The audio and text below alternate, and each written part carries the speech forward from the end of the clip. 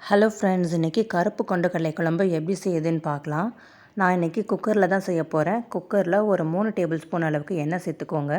கூடவே அரை டீஸ்பூன் கடுகு, அரை டீஸ்பூன் சீரகம், பச்சை மிளகாய், ஒரு பெரிய சைஸ் வெங்காயம் சின்ன சின்னதாக கட் பண்ணி வச்சுருக்கேன், அதை சேர்த்துக்கலாம்.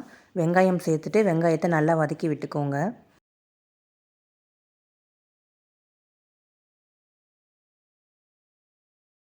இது கூடவே 2 மீடியம் சைஸ் தக்காளி கட் பண்ணி வச்சுருக்கேன், அதையும் சேர்த்துட்டு வெங்காயம் தக்காளி ரெண்டுமே நல்லா வதங்குற அளவுக்கு வதக்கி விட்டுக்கோங்க.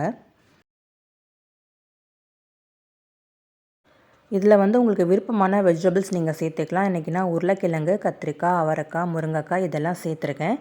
வெஜிடபிள்ஸ் சேர்க்காமலும் நம்ம செய்யலாம். வெஜிடபிள்ஸ் எல்லாம் எண்ணெயில் நல்லா வதங்குற அளவுக்கு வதக்கி விட்டுக்கோங்க.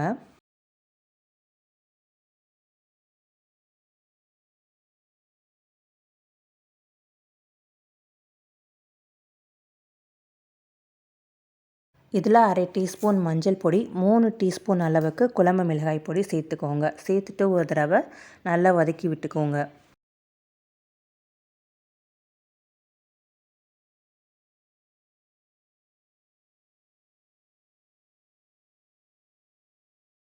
இன்றைக்கி நான் கருப்பு கொண்டக்கடலை தான் எடுத்திருக்கேன். கருப்பு கொண்டக்கடலையை ஒரு 4 மணி நேரத்துக்கு ஊற வச்சு எடுத்துக்கோங்க.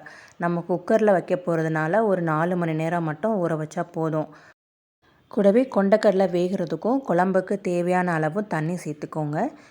கூடவே அரை மூடி தேங்காய், சோம்பு ரெண்டையும் அரைச்சி வச்சுருக்கேன், அதையும் சேர்த்துட்டு குழம்புக்கு தேவையான அளவு உப்பு சேர்த்துக்கோங்க.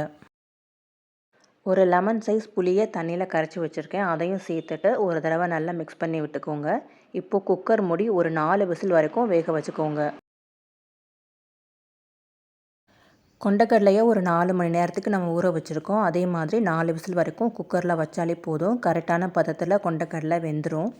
இப்போது விசில் போனதுக்கப்புறம் ஓப்பன் பண்ணி பார்க்கலாம், பாருங்கள். கொண்டக்கடலை குழம்பு ரொம்பவே சூப்பராக தயாராகிடுச்சு. கடலையும் நல்லாவே வெந்துருச்சு. இதே மாதிரி குயிக் அண்ட் ஈஸியாக நீங்களும் செஞ்சு பாருங்கள்.